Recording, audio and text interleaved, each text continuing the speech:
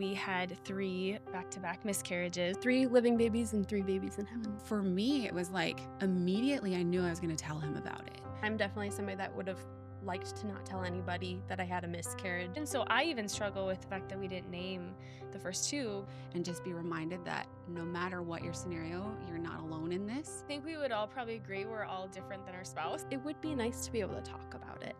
And I just want moms to just find something to connect to and reassure them that however you're feeling, there's someone else probably feeling the same way. And If you decide not to tell your children, that's okay. Yeah. If you decide to wait till someday, that's okay too. our goal is to change the conversation on miscarriage and uproot what exists and plant something new. And I think it starts with us. I am so excited about this conversation because it's an extension of what I wish I could do with every single mom in the Evermore Blooms community, but in the miscarriage space and the loss space. Just being able to sit down with other moms who get it and just talk about it, I think is so powerful. And I think this kind of conversation is what needs to happen more. And so we invite you in. I'm going to be chatting with 2 other moms, Melissa and Jill. And we are literally, it's not a formal point by point conversation. We're just going to talk about our experiences in regards to telling our children who are living about our children who didn't make it through pregnancy. And we all have a different perspective. And I just want to stress before we dive into this, there is no right or wrong way to approach this topic. Miscarriage is very nuanced. Grief is very nuanced. The processing that grief requires for adults and for kids looks different. And so we just want to invite you into this conversation. No matter where you're at, if you don't have a desire to tell your living children about the children you lost, that's okay. If you want to tell your living children about them, that's okay. My hope is just that you feel a little bit seen through this conversation and that you just take what you need from this conversation. So I would love for you to help me welcome my sweet friends, Jill and Melissa. All right, friends, little story time. I think first things first. I would love to hear just as much as you're comfortable sharing of your own story, and Sure. then we'll kind of dive into what we're diving into. Sure. So I have a 6-year-old daughter, and then when she was about 1.5, we had a miscarriage. And then I have a 4-year-old, and then after him we had 2 miscarriages, and then we have our baby. And our first miscarriage was pretty early on, like 5 to 6 weeks, and our daughter was pretty young at the time. And then my other 2, one was had an ultrasound at like 9 weeks, and then they said there was no heartbeat, and then we didn't miscarry until like 2 weeks later. And then my third miscarriage was again pretty early on. And so, yeah, 3 living babies and 3 babies in heaven. Melissa, would you be willing to share a little bit about your story? Yes. So for us, we have a 6.5, almost 7-year-old daughter. And after that, unfortunately, we had 3 back-to-back miscarriages. So recurrent pregnancy loss is what we've experienced. And for us, we had that happen it was 10 weeks, 5 weeks, and then 16. And so our daughter at that time too, she was 2, 3, and then 4 was her age. So how that kind of jived up with her and then when we were experiencing our miscarriages. So we'll probably talk a little bit more about how that all can be navigated with our children, but that's I guess what we've been navigating with that. My story, had our first son, and I remember being pregnant and knowing miscarriage was like a thing. Oh, Like yeah. I knew it was a thing, but it was a thing that happened to other people. Oh, for sure. You know, just didn't have a care in the world. I always say that pregnancy, I was blissfully naive, Yes, and same. what a gift. Like, I just had no idea. And so had him, and then we got pregnant again, and we lost that baby just before 6 weeks. That was Ava. And then got pregnant, had a baby, and then got pregnant again, had a miscarriage, Orion, early loss, and then we had our daughter. And so our pattern was baby, miscarriage, baby, miscarriage, baby. And so our youngest son, we went back and forth for years. This is so horrible, but I'm going to say it because this is what miscarriage does to our brains. For sure. I remember when we finally decided, okay, we're going to try for one more. And in my head, these words were said. And I remember saying them out loud to my husband because I was like, I need to say these out loud because this is bad. Yeah. I said, let's just get the miscarriage out of the way. Yeah. I was like, that's our pattern. It's going to happen again. I was like already preparing my heart. Thankfully, God was like, actually, let's not take Right that story. approach. And so then I was like, okay, Lord, I'm praying for a pattern breaker. Let's Yeah. break the pattern. And the Lord is good and answered that prayer. And so my approach to like telling my kids, so we had our oldest, and then when we lost Ava, for me, it was like immediately I knew I was going to tell him about it. Yeah. I just was so sad. And like, Yeah. my life had just been split into a before and after. Mm-hmm. I was no longer the same person, no longer the same wife, no longer the same mom. Yeah. And I was like, I have to tell him. And my baby's in a Tupperware container in the fridge. And he's like, Mom, what's that? Yeah. I'm going to tell him, Yeah. and sorry about the trauma, buddy. But I just knew from the get go that I knew right away I wanted to name her. Mm-hmm. And I knew right away I wanted our families to know and I wanted him to know. And so for us, it was never like a big sit down conversation. Yeah. And then as we've had more children, um, I'm living it out right now with my youngest. Like, um, he's learning to say all of his siblings' names, Yeah. and he'll say them all. And then I'll say, Can you say Ava? Mm-hmm. Can you say Orion? Like, that's what it looks like in our life, of just like those little seeds and just Mm-hmm. little droplets of like, Yeah. there's more to our family. And as he gets older and starts asking more questions, I'll fill in the blanks. But Mm-hmm. just like having their presence as a part of our family, has just always kind of been my approach. It's not wrong, right, right, wrong, whatever. That's just from day one. Yeah. And I don't know what was within me that decided right from the get go, but I think it was honestly just selfishly. I was just like, I'm a verbal processor, Right. if you haven't picked up on it. And I just knew, I was like, I'm going to want to talk about this. And Yeah. I don't want to be like, husband, let's go to the other room and talk. Yeah. I didn't want the secrecy around it. And Yeah. so I was like, all right, I'm going to invite my kid in. So I would love to hear, Melissa, maybe you can go first, kind of what your approach has been to telling your living children about your heaven side babies. Yes. As I had mentioned, our daughter, with our miscarriages that we've experienced, she was 2, 3, and then 4. And so with our last one, she was a little bit older and she was more aware of what was happening to, obviously, with my body and being sick and, going to appointments and things like that. And so we told her right away that we were expecting. So she knew, and it was such a beautiful moment. We told her and how excited she was. And so we told her right away. There wasn't, I know oftentimes it's 12 weeks, but like we told her right away and included her in that conversation. And so when we lost Cambry, we had been very open about her from the get-go, and we found out that it was a girl, and so we included her in that conversation. And so she is very aware of that from the very beginning. Mm-hmm. And I'm so glad we did tell her. There has been this part of us, we didn't tell her about her other 2 siblings, Yeah. and we never named them. Mm-hmm. And I think you mentioned it too, Chelsey. Like when the first one happened, like honestly for me, it was kind of like, oh, it's just a one-off. Like I just Right. felt like Yeah. it was a one-off. I'm a type A person, so I was very much like, let's move forward, and like I still wanted another child. And so for us, we never even really named them. And so I think there's some of that dynamic that's involved with telling our daughter. Like, so she does not know at this point that she has a baby 1 and 2 that came before Cambry. And so that's something that we're still kind of navigating of how do we talk to her about that? What do we say? And I will say that it's been so beautiful telling her. I think naming our third also really made a difference because I think it made it more personal Yeah. for her, obviously. Definitely. It also makes it more real too, when you name your babies. And so it's been fun to see how she incorporates Cambry throughout her day. It's just it's so beautiful because of how pure her her intentions and her moves are, including her in our lives. It's just so beautiful. Yeah. So that's a little bit of just kind of how we've included, I guess technically only one of our losses with our child, with our living child. But I do know my husband and I have talked about it, and it is something that we do want to tell her. When that time is, we'll find that out.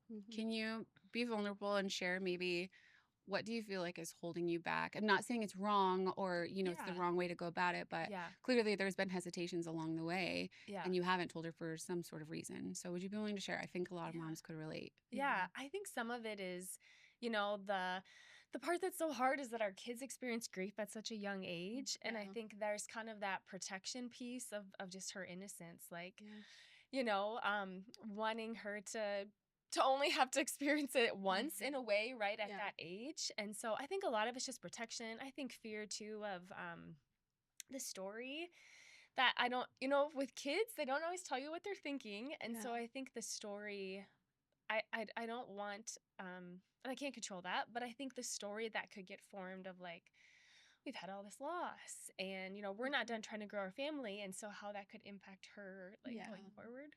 Mm. So I think fear Yeah. and protection. Yeah. So both so valid. Yeah. So valid. And I think just to encourage you, just she's her own person. And I think, again, what you're doing is not wrong. I just think our goal is to change the conversation on miscarriage and uproot what exists and plant something new. And I think it starts with us and it starts with having conversations with our kids, especially our daughters. Yeah. But I think you're doing such a good job. You're doing already such a good job talking to her about it. And you're not doing anything wrong by withholding information from her. And you'll know when, if the time is right. And you're doing great. You're doing great. Can I ask you a question? Yes, I love that when I dry off my tears here. So you mentioned you're not done trying to grow your family.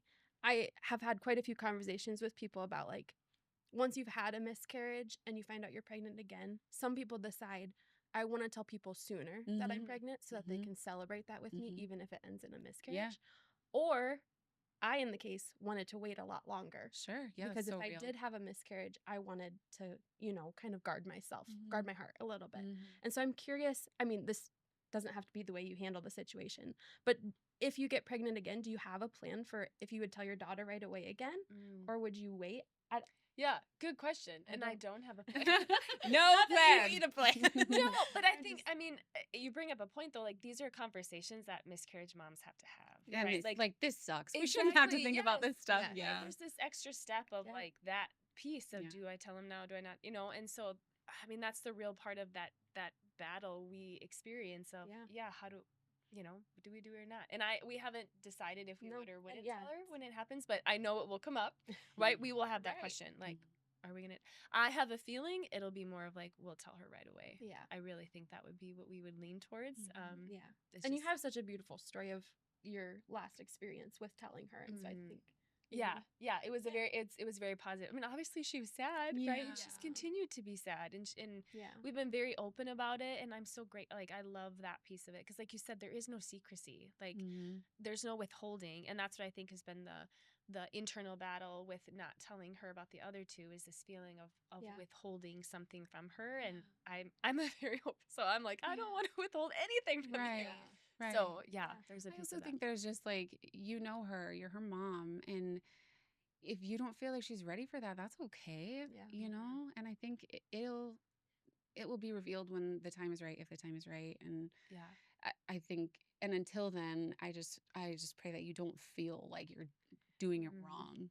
That's very true. You're not doing anything wrong. Like following. Yeah, because each family is different. Yeah, right? Each family's and different. every kid is different. Yes. Yeah. So leaning in with that, is I think an important piece. Yeah, definitely. Yeah, Jill, I'd love for you to share a little bit about what you've told your kiddos and what you haven't told them, and your feelings around all of that. So my daughter is 6 years old, and when we had our first miscarriage, she, like I said, was 1.5. And so at that time, it was easy to dismiss it as like, she's too young. Yeah. We can't tell her. And I think we kind of talked about this too, but how everybody handles it differently. And I'm definitely somebody that would have liked to not tell anybody that I had a miscarriage, But the reality was we did tell people that we were pregnant. And so we did have to tell them that we had a miscarriage. And so since then, I've become way more open about talking about it. And after having multiple miscarriages, you definitely get more vulnerable about sharing that. But then once we had our second miscarriage, so then we had my daughter and then my son as well. I think you talked a little bit about how every kid is so different. And my daughter is very sensitive and just she feels what everybody else feels. Girl, I can relate. Woo! And so the thought of telling her, I just knew it would break her heart so much. And so we haven't told her. We haven't told any of our 3 children about any of our miscarriages. And I don't I do want to have the conversation with her someday, probably when she's a little bit older. Sure. Because I don't want her to feel like when if she would get pregnant or if she would have a miscarriage someday, I don't want her to feel what I felt. Yeah. In the sense of like having to keep it a Being secret. alone. Well, I remember when I shared about my first miscarriage, and I had aunts coming out the woodwork saying, "Oh, I had a couple of those," and I was Yeah. like, "Aunt Susie." I don't have an Aunt Susie. I'm not going to call out my aunts. I love my aunts. But I was like, what do you mean? How come I didn't know about this? Yeah. And where were you 2 months ago when I was drowning? Right. And then I shared, and then all these people come out, and Yeah. I had that happen. I'm like, dang, this support would have been real nice a couple Yeah. months ago. And so it just, yeah, I feel like you don't want them to feel alone. I Right. just feel like I want people to know they can come to me. Mhm. We want our kids to know they can come to us for Yeah. anything, no matter how old they are. Exactly. And God forbid they go through it. But yeah, I think both of you, I just think like you're not doing anything wrong. No No. mom is approaching this the wrong way. And that's Yeah. why I just like love this conversation, because it's like there's no right, wrong. We're just talking about different approaches and Yeah. all the feelings and stuff that comes along with Yeah. that. Because I think a lot of it comes up in ourselves Totally. of how we're still navigating that experience. And so then it's like, okay, how do I talk to my 6, 4, whatever year old child when I'm still Yeah. and still processing a lot of it. And so I think a lot of it comes up for you Yeah. in that Yeah. process of trying to decide, how do we talk to our children, our living children, about that. Yeah. And just like each of our children are unique in how you approach talking about miscarriage, we are all unique in how we experience a miscarriage and deal with the grief of a miscarriage. And I think it's all valid. Yeah, totally. And it's There's no right, wrong, or way to grieve a miscarriage. Yeah. And I love your story and how beautiful it is that you do incorporate them so much in your life. And I would like to get to that point with our family, but I just don't feel like right now is the best time. That's okay. And so we have this book. It's called, I think it's called The Moon is Always Round. Okay. And it was gifted to us after our first miscarriage. And so it's been in my kids' little book library since then. And there was a time where it was my daughter's favorite book. And basically it talks about how no matter what you're going through, the moon is always round. And that means that God is always there. Even if you can't see the whole moon, moon is always round. You can always see God. You might not feel like he's there. He's always there. And so in this book, it kind of goes through this mom that's pregnant, and then eventually she delivers the baby. And it doesn't explain how or anything, but the baby doesn't come home. And you kind of see it through the pictures more than the words. And so we've read that book to her a million times. And so we've had some conversations about, like sometimes babies don't come home. And so I think that little, like you said, drip, like we're just slowly, it's planting those seeds. She knows that's possible. Well, yeah, and just like introducing the conversation of grief and loss to our kids is valuable, even if you're not specific that, hey, this is our story. But just raising empathetic kids. Oh my gosh, that's my goal. And I will say, like, there's definitely benefits to my kids knowing, abundant benefits. There's also challenges, like I'm so open about it, and the grocery store checkout lane. Oh, how many kids you have? And I'm like, that's always just an impossible question for a miscarriage mom. But I'm not in the emotional capacity to tell you, Fred at the grocery store, 4 or 2 in heaven. Right. But if I say 4, my little children are like, well, and 2 in heaven, Mom. Don't forget. How could you? Oh, that's not a bad thing. It's always really funny. But then, the awkwardness of a social interaction, the guy's like, oh, sorry. And I wouldn't say that's even a downfall. Right. But like there is, and regulating your own emotions as an adult is hard enough. And then when you do it for your kids, I mean, that's just parenting 101. But grief is such an ambiguous, personal experience. And it can be really, really hard. And I'm not always good at it. There are days when I have a bad day, or it's like one of my, hard dates surrounding my losses.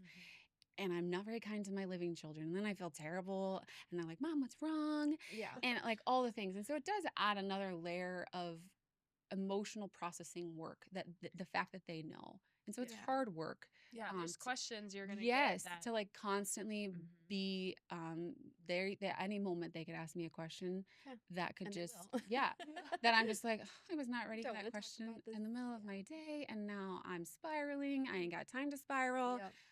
But I think there's benefits and challenges with all of these approaches. And so I would love to like highlight some of those. Yeah. And so like benefits for me, obviously I think the world needs more people who genuinely care about other people and what they're going through, not to a fault that it starts to impact them negatively, but in my line of work, I'm caring deeply and I'm feeling deeply, and I want my kids to feel deeply and care deeply for other people. And inviting them into this conversation has really grown their empathy and their compassion. And I think too, like for me, I personally want them to know that there's more to our family. Yeah. And I think also for me, it builds that like foundation of faith in them, which is really important to us as a family. Like, we can't see Ava and Orion, but they existed. Yeah. They're real. Yeah. And so is God. Yep. You know, just like pairing that up. And then I think explaining things to them out loud about my miscarriage, I when I'm talking in my own brain to myself about my losses and all the guilt and the shame creeps in, that disappears when I'm saying it out loud to my kids, because I'm like I would never tell them I think I did something wrong. Right. I would never say that to them. And you Or wouldn't want them to think that I either. wouldn't, yeah, and I wouldn't. I don't want that guilt and shame piece to ever fall on them. And they like if it were to happen to them someday, I don't want that to be the first emotion they feel, guilt and shame. And so talking about it out loud and explaining it to my kids in a way that they understand helps me break down those lies in my own brain. And that's probably really selfish. My kids are my tiny therapists, right? But it's just like that's just parenting, right? Isn't Yeah. it? We're always in therapy, I feel like. yeah. And I think too, just like in the sense of protecting them, like for example, it was just my birthday recently, and my daughter made a little stick family out of popsicle sticks of our whole family. And she didn't include Ava and Orion. And in those moments, it's a tinge, right? But then I look and she didn't mean anything by that. And so I think that's an important part too. I think when they do include them, it's always sweet and special. But I try not to give that any more weight than when they don't. So I'm looking at this popsicle stick family and I'm like, this is so cute. I love it so much. And then when my husband or my husband, when my son brings home a drawing from school and he includes all of them, it's the same exact reaction. And so I think if you are going to tell your kids about this, and this goes without saying, but emotions are strong. It would be really easy for me to be like, I love this. Thank you for including Ava and Orion. I love when you do that. Like, I'm not putting that pressure on them. I just say, I love this. Look at our family. This is so great. And then same thing. Like, I'm not, well, you forgot Ava and Orion. Like, I just think being conscious of the way I present it to them, because I don't want to impose guilt on them for not including Ava and Orion. You know, and I understand their kids, and I mean, I forget about something unless it's right in front of me too. And so I think that's just a part that I've really tried to do, is to make sure I don't put any extra emphasis on when they do it a certain way, because that makes me happier. You know, it's not about me, it's their own journey. They're processing all of it. And yeah, I just try to keep it very neutral. Yeah, I would say if you could maybe share like some of the benefits of not telling your daughter about all of them, and then maybe some like downsides you see in your own approach. Yeah. I'd say the downside in not having shared all three is that like I have to catch myself. Sure. Right? Like I have to catch myself to say baby versus babies. Yeah. Right? Like from that standpoint. And it doesn't happen very often. I mean, it really doesn't, but you know, that would probably be some of that, is like just having to be more conscious of what I say, or like what she sees, right? Like we had our babies up on the tree that you guys have, and it was like, oh well, I had, again, talking about conversations we have that you don't think you should ever have or want to have, is I was like, well, can I show her, because it had 3 names on it, right? And so it was like, oh well, if she knew about all 3.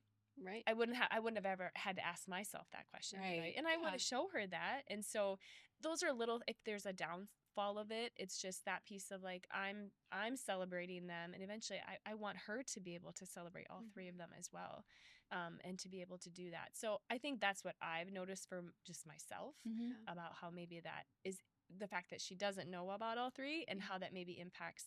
Now it's not a day, right? Like it's not an hourly or a day-to-day thing that impacts my day, but I do think about it, right? Like it'll come up every now and then. I'm like, oh man, I just feel a little tinge of like, oh, I'm just ready to tell her. Yeah. I'd like to tell her. So what was the first part of And then that? like benefits of like Oh, not telling her. Like, what do you feel? Oh, that 'cause benefits of not maybe telling not her? benefits, but like it's you feel that this is right way to approach it because. Oh, And I think you kind of touched on it, just like protecting her from just a lot yeah. of stuff. I get that. Yeah, I was trying to think of how that was phrased. Like, I was like, I don't really know if there is a Yeah, benefit was the benefit, wrong word. maybe. Yeah. But that's what I was trying to make sure I answered it though too. Where I think I was gonna say I think the benefit of telling her. That's where I was like, Yeah. I feel like I Sure. can answer that question. Yeah, go for it. Yeah. Well, I think, and I maybe touched upon it, but like I love seeing how she loves her sibling. Like, right, Yeah. like we don't get to see that right now on Earth, and so like seeing how she prays for her, and oh my gosh, it's just beautiful. Like Yeah. seeing it from her little eyes, Yeah. right? It's just really really cool. Like. Yeah, like she has a prayer journal and we'll see her name in there, or she put her name on a Valentine's Day card, or she included her at I mean, she likes to draw, so we have lots of drawings, and the same thing. Like she Yeah. doesn't do it every time, Mhm. but it's just I'll just say, oh, I'll just maybe mention that. Oh, I see you put Cambria on here, or Yeah. and just kind of. I try to do that to see where she's at, like Yeah. kind of use that as maybe an opportunity of like, okay, well, is there more we want to talk about? Is there more you Right. want to talk about? And Like, why did Cambria come up this time? yeah, but why'd she she come up? didn't? Yeah, right. Yeah. Like kind of using it almost Right. as like a opportunity to kind of Yeah. dig in of like her Yeah. little brain, like what is she thinking about? And Yeah. so and it's just been fun too because we did name her. I'd say that's one of the pieces that feels kind of, if you want to say awkward, is like we didn't name the first two. Yeah. And so like we were at a wellness center one day, and the gal checking us in, her name was Cambry. And we don't see that name very often, so Yeah. it really stood out. And I was like, oh. And Yeah. it's that's the part too. I think I struggle a little bit too, is like we didn't name our first two. Yeah. So like I don't have another name that I can see and be reminded of them, right? Like sending me a picture or something like that. My husband had that. He saw a name of someone, and it was, or saw it in his line of work, and it was Cambry, and so he sent it to me, and so Yeah. I love being able to have that connection. So I even struggle with the fact that we didn't name the first two, because that part isn't there, Yeah. right? To be able to say the name and have those little reminders throughout the day when you see that. So that is even a piece too where I'm even You're like looking forward to that when it yeah comes. yeah. So I would say just seeing her live out her sibling has just been really special. Yeah. Can I ask? I know this is tender, but I think it's so important to recognize that most of the time, this isn't a decision that's just made with us. There's a partner involved. There's a husband, spouse involved that also gets a say in what this conversation looks like when it happens. If they're okay with it, would you be willing to just touch on that and kind of your experience, and just honoring our husbands or our partners in this experience is important as well. Well, I think we would all probably agree we're all different than our spouse, right? Yeah. Like my husband and I are very different, and I love that for him, Yeah. right? Like that's why I married him. Yes. And so that also, like, you never can prepare for how's my spouse going to handle something this traumatic, right? Like you can't prepare for that, and you don't know until you're actually in it. And like we handled it very differently. Yeah. That's not wrong. Yep. It's I learned a lot about him even more, where I got to get it out. I'm a verbal, he's more internal. And so that's kind of been the piece we're working with our personalities of like, hey, you know what? I want to protect this a little bit longer, is where he's kind of that and telling our daughter. And I'm just like, let's just do it. Yeah. And there is a beauty in that though, because I know he also is looking at it in a different perspective, and that he loves maybe you I'm and wants not. to protect you. Yeah. Like it's a way that he's seeing it that I'm maybe not. And sometimes of course I'm like, let's just do it. Like I don't think it'd be a surprise to say that I literally said to my husband, we're telling him. Yeah. So he's like, okay, whatever you need. You probably didn't even need to tell him. Wow, sorry, husband, I love you so much.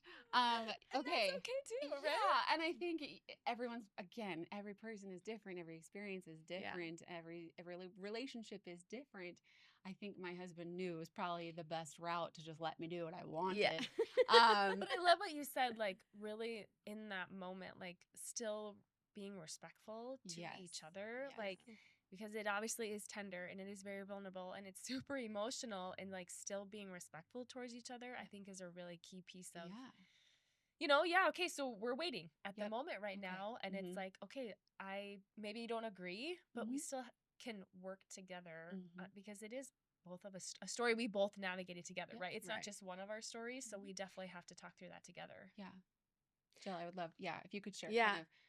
kind of drawbacks of not telling your kids yet, Yeah. and then like maybe things you're looking forward to when you do have that conversation, Yeah. or maybe positives you see with not telling them yet. Yeah. So my husband and I both dealt with miscarriage kind of being quiet, like not really talking about it. Whether that was good or bad, I don't know. But so the idea of like telling our children when we weren't even really talking about it, Yep. I think the conversation just didn't even come up, like whether or not we would tell them, because neither of us really like to talk about it. So why would we want to talk to our kids about it? Yeah. But I think we've talked, like we understand that our daughter, this is not the right time to tell her at 6 years old, just on her personality and such. And so we do agree on that part of it. But I don't think there's really many benefits to not telling her, because there are a lot of times, like you mentioned, that it would be nice to be able to talk about it, because conversations could happen. But one of the biggest downfalls, I think, is that now it seems like it needs to be such a big conversation. Yeah, it's kind of been built up. Yeah. Versus if you start from the beginning, it's just always part of your life and your family, and you talk about it. And yes, those hard questions would come up, but you just kind of deal with it at the time. Versus now it's like, okay, when would be a good time? Yeah. How old should she be? You know, those types of things. It seems like it's just kind of snowballed as she's gotten older. Like, I have no idea when we're going to tell her now, because it seems like I could think back and look at as regret as not telling her so far, because it is such an important part of our lives. And she likes to ask questions about heaven and things like that. And so it's like, it would be really easy just to incorporate it in there. Sprinkling it in. But yeah, so now, like, how do you, know, right? like, by the way, you have 3 more siblings. Like, and so I don't know how to get that conversation started, or when would be a good time to have that conversation. And obviously I would want to do it with like all 3 of my children. It wouldn't be maybe just her. It would be kind of just start talking about it more with everybody. And then hopefully my baby's 11 months, so maybe it could be more just part of her life. And she just knows from the very beginning that there was other siblings before her. And so I love that so much. I think so many women are in the same positions that you guys are in. I think I'm probably the odd one out, honestly. And I just feel like I've had a lot of practice at it too. And we told my oldest right away. And then when my second son was born, it was just already a part of our conversation. And so I recognize that, like, I took an approach that had a lot less build up. And I can imagine how just overwhelming that conversation must feel. And then I also just want to encourage you both. The buildup is often worse than the actual thing. Oh, yeah. Like, right. Make it a big deal. Sit down and be like, oh, I mean, I think, because that's why, again, I think we put ourselves into a lot of that and projecting it onto our kids, you know? Our anxieties are working, and they're like, okay, whatever, I'm going to go back to coloring now. Yeah. Like, it's probably not going to be as big as you think. And I think about when I would tell my daughter, like, I think it would be like at the time, she'd be like, oh. And the questions would come later. It's not going to be like I'm going to sit there and answer 20 questions right away. It's going to be later on. And you've said this to me before. We haven't named our 3 children, but you said it's not too late. It's never too late. It's never too late. And so I think the same thing with telling your kids. It's never too late. There's no reason to keep it a secret forever. The right opportunity will come eventually to start talking about it. But I think if I could make a suggestion to people who have miscarriages in the future, would be to maybe start the conversation just right away if you're comfortable with it. But I think because I've had multiple miscarriages, I've gotten more comfortable talking to adults about it. And so if you would have told me that when I had my first miscarriage, I would have been like, no. No. Are you crazy? But I also thought I was only going to have one miscarriage. Same I here. never would have thought I would have multiple. You know? And same thing you said at the beginning, like, you have that first baby and you're so naive. Like, oh, I didn't have a miscarriage the first time. Why would this My happen? body is perfect. Everything's great. God made me perfect. But that's not the reality. And so I think, you just have to navigate it as it comes. For sure. It's, that's just life. You can't know what to do. Right. And you don't know what you're going to do until you're in that position, for sure. I think too, like, this conversation, I just want moms to just find something to connect to Yeah. and reassure them that however you're feeling, there's someone else probably feeling the same way. And this is 3 of us. Yeah. Right? There's a lot There's more a of us. lot of moms, a lot of perspectives, a lot of different approaches. There is no right or wrong. But the thing I kind of want to chat about next is like, I think I'm gathering from both of you, the conversation you do want that conversation to happen someday. Yeah. Okay. So we can agree with that and move forward with that while acknowledging there's some moms out there that they don't ever want to have this conversation, and that's okay. Yeah. That's okay. So, like, we see you. You're not doing it wrong. But for those that do want to have this conversation, I would love to share a little bit about like what that looks like. And so there are so many resources, incredible resources, and there are a couple books. There's one in particular that I'm a little tiny biased Why? about. I don't know. I wrote it or something. Flowers or So listen, something that about book, flowers. I have said, that book came out of this community, the Evermore Blooms community, because this is a common thing where parents are really struggling to have this conversation. Yeah. And that is a book, it's still blooming, and it just talks about like introducing this concept of like sometimes a flower is planted and it just doesn't always bloom the way we thought it would. And then at the end of the book, there's a really sweet prompt to like talk about your flowers and draw the flowers that didn't bloom in the way you thought they would on earth. And so I would highly recommend that book. I'm just saying. But there are other ones. Melissa, I know you're familiar with One by Annie Downs. Can you talk about like that one a little bit? Yeah. So and that was one before your book was out. And so their story is different. Her sister, her nephew, he passed away after he was born. But it's still lost, right? Her book is still about grief and loss and how they have one living child. So they had one living child, and then they had the second one that they lost. And so it was basically like, well, he was here and now he's not here. So it kind of has that conversation about just where did he go, because he's not here anymore. Yeah. So that was the one we got first, and then we've read your book too. Yeah. And then say the name of the one that you mentioned too. The Moon is Always Round, I believe is the name of it. Okay. So I own your book. Oh, thanks. It's sitting in my laundry room. And you haven't read it yet? I've read it. Okay. I haven't read it with my children yet. But I did buy it with the hopes of like this would be a good conversation starter. Well, and here's the thing too. You can read it and not have a conversation. Yeah. You can just read it and introduce them to that concept. Just stick it on the bookshelf. I think just exposing them to that concept of like, this is a reality. Yeah. And then read it again and then again and again and again. And that's kind of what we had with our other book, was that it's kind of started the conversation a little bit, that, there are sometimes that babies don't come home. Mm-hmm. And so, our daughter, she picked up on it right away. What the story was about. Oh yeah, the baby grows, and like it was so like she knew instantly the flower was the baby. Like it was so sweet. Like when we were talking about it, and so we didn't end up talking about Cambry when we got done with the book. Like she was doing some other stuff while I was reading, but she got the gist. I love that though. It can just be simple. Like it doesn't need to be this big sit down. Yeah, it was totally like, oh yeah. And it was so sweet hearing her talk about it. So, I mean, she even got that piece from it, is what I'm trying to say, right? Like, but you can continue to read it and then have the conversation about, like, oh, yeah, well, right? Like, there's multiple conversations that can get started from it, It was really funny when I was reading my kids the book. They were like, okay. Like, because they'd already knew. I was like, do you guys understand the analogy? They're like, yeah, Mom, duh. And I was like, oh, of course you do. That's funny. But all that to say is, my book, Annie F. Downs' book, the Moon book, like there are things out there. You do not have to tackle this by yourself. Yeah. You do not have to be an expert in this to have this conversation. I think, too, it's okay to ask for help with this conversation. Mm-hmm. Maybe it's a pastor, maybe it's a therapist. I think, too, miscarriage for us is an extremely traumatic thing to go through. And it can be really hard to tell that story to our children without the trauma part. Yeah. And we don't want to put that on our kids. We don't want them to carry that. Yeah. We don't want them to know about some of that stuff. Right. So I think it's okay to ask for help in this conversation too. And there, again, no right or wrong way.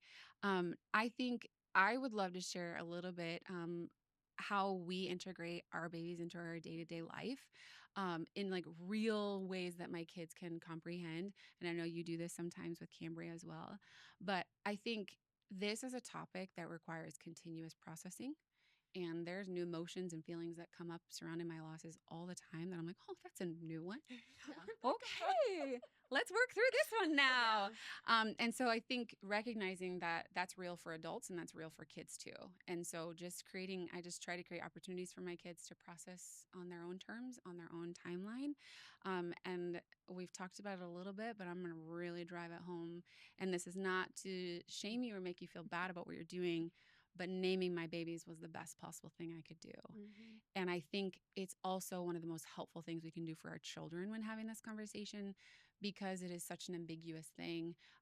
It just makes them more real for me, and it makes it more real for them.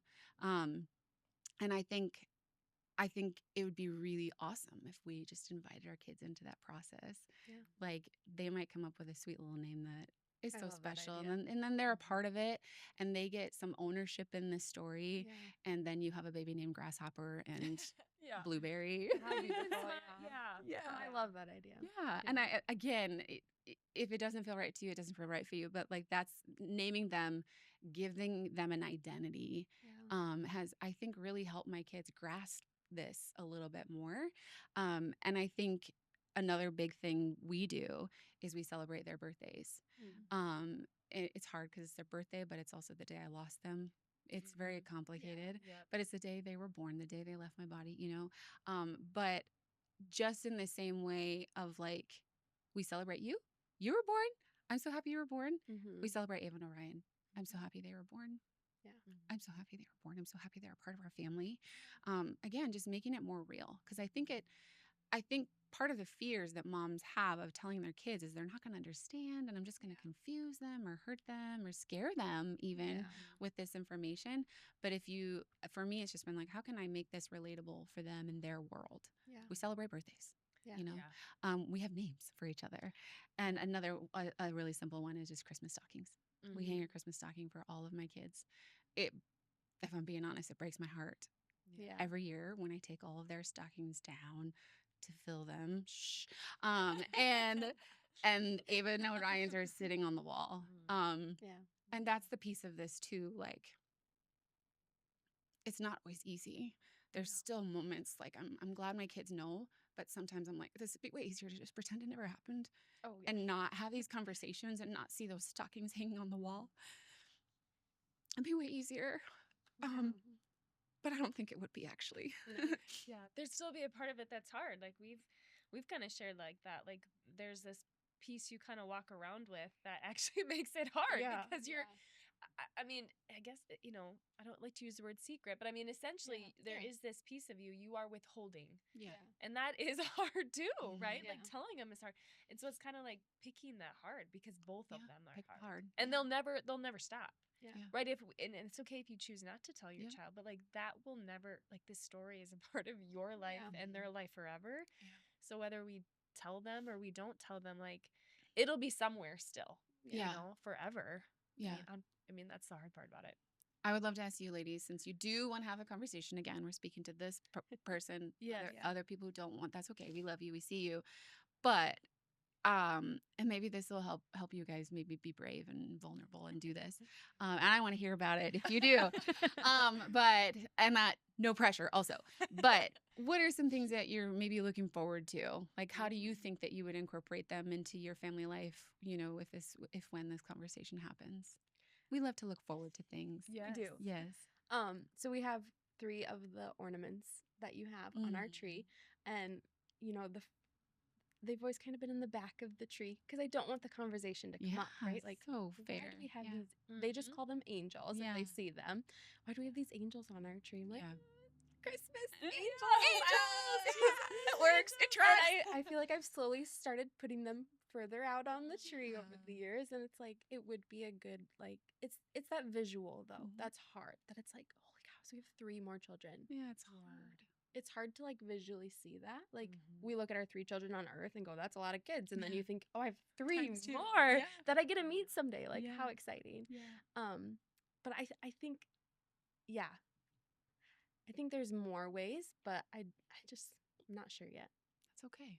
I love that answer. That's a perfect answer. Yeah. Melissa? I would say I would take her lead Like, I Yeah. love seeing how she does it. Like, I would love Mhm. to have her guide how we incorporate her, because I think, like, just naturally then, like I said, like, she has her in her prayer I didn't tell her to do that, right? Yeah. But she has her in her prayer journal, and she adds her to her cards, and I Mm. mean, she knows her date, her birth date, and so we do that too.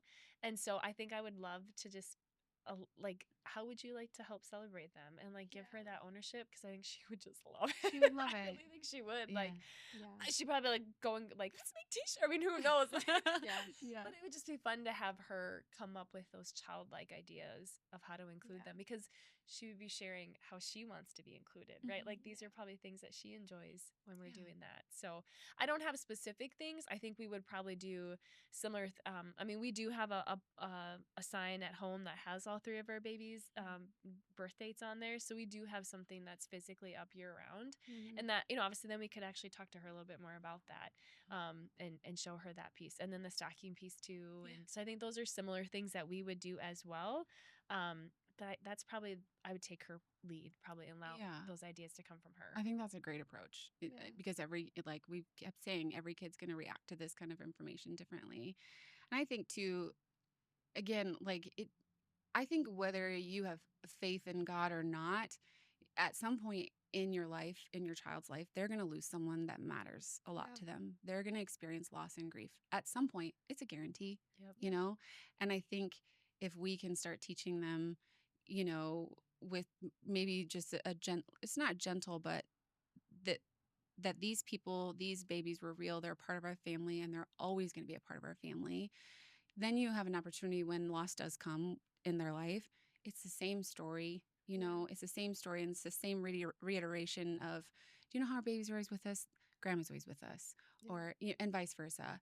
I think just creating a path for them to follow between earth and heaven, if you believe, but just like the fact that people we love never leave us. Yeah. um, I don't know. Again, it just goes back to like raising kind, empathetic humans that have heart, have such a big heart. Yeah. Is there anything else you guys want to share, or anything you'd want to say to a mom who's maybe in like a similar situation as you, or encouragement or anything? I just want to reiterate, like, whatever you're doing or Mm. whatever you choose to do is not wrong. Yep. Like you've said, like, it's, if you decide not to tell your children, that's okay. Yep. If you decide to wait till someday, that's okay too. And if you tell them right away, that's wonderful. Mhm. Like, it's not, I feel like I tend to feel guilty sometimes Yeah. that like what I'm doing is wrong, but it's not wrong. It's not wrong. And it's how we personally deal with grief, and then how we know our children will deal with grief. Mhm. And maybe they'll deal with it completely different than we expect they would, right? Mhm. Yeah. And so Probably. I think that'll be a beautiful thing to see someday, but it's okay, and it's hard. It's hard, and it's It's so okay, hard. and you're doing great. Having a miscarriage is hard. Talking about it Yes, with yeah. others is hard, and talking about it with your children is It's hard. hard. Yeah. Yeah. Yeah. Yeah. I'd say, I think maybe the piece of that too, I would reiterate what you said. Like, there's no right or wrong. It's Yeah. really what you're comfortable with. I think the piece of it is that it's maybe what's holding you back. Yeah. Right. And like that's that's the really hard work, right? Yeah. Because often it's like, what am I It's our battling, and what am I Yeah, and it's usually us. yeah, exactly. And that's okay though, because I think like that's what this experience does to you. Like, it stretches you and it grows you in ways you don't want, but they can be really beautiful ways too, right? And so I think kind of that reflection of like, well, what is it that's holding me back? It's okay if my answer is different than yours, Yeah. but I guess kind of getting to that root piece of it, I think, can probably provide a lot of freedom Mhm. for you, and I think for us when that time comes. Yeah, I love that. Well, as you ladies know, and as our let's just show off. Shameless plug here. So Evermore Blooms exists to care for women who've experienced miscarriage, and we do that through community, which it was the least that I expected. I did not expect such a beautiful community to bloom, if I may. But one of the primary ways we do that is sending bouquets of flowers to moms who've experienced a miscarriage. And so I would love to end with you just sharing what's one of your like most profound, impactful experiences with flowers. We're just trying to paint the picture here that flowers matter and flowers are powerful. So, Jill, you want to go first? Just like in my life. Yeah. Whether it was you personally, someone else, yeah. After I had my first miscarriage, my sister sent me flowers, And my sister and I aren't extremely close, but just like the idea that she took the time and was thought of me and sent me flowers was just very, very impactful. And now I love to have fresh flowers on my counter when I can. Obviously, they're expensive. Yeah. So I grow I know. I grow a ton of flowers in my garden now because then whenever I go out to my garden, I can just see it, they just bring so much joy. They do. I love flowers. I love And that. so they're just all around my life. Love that. That's awesome. So mine would probably be we have done for our daughter. So she's had a couple programs that she's been involved with. They have like a graduation, right, or whatever. Like not just kindergarten, but like just some programs she's been involved with. And so we got her flowers. Every time she's done it, we've gotten her flowers. Yeah. And I remember the first time we did it, like we were the only parents that did it, so we kind of stood out. But I remember she was just like the look, like She felt so special. She felt so special, Yeah. and like, and we do that often now. Like I'll just pick her up flowers. Like I picked her up from school one day, and I had flowers, and she's like, "What are these for?" And I'm like, "Well, just because." And everyone else around was like, "Oh, what happened?" I'm like, thing, yeah. "Just because, right?" Just Like, because. but I mean, clearly it's impacted her, like being able to receive a flower. I mean, they're just beautiful, and you see them, and there's that visual representation, and so those have been some really fun memories. I with love flowers. that. Well, thank you both for sharing so honestly. And so this is how this conversation changes, is just by talking about it and sharing perspectives that are different. And I think we've said it a million times and it needs to be said again. There's no right or wrong way to do this. You are doing awesome. The fact that you have to even walk through this journey is a battle and it sucks. There's no other way to say it. And so give yourself grace through this journey. Give yourself grace through this conversation. If you do have children you want to tell, don't be afraid to ask for help and just be reminded that no matter what your scenario, you're not alone in this. And just know that there's always community here. There's always community here that's ready to talk to you, talk through this, what it would look like for you, and just reminding you that you're doing awesome. Okay. Thanks for listening. I hope this was helpful.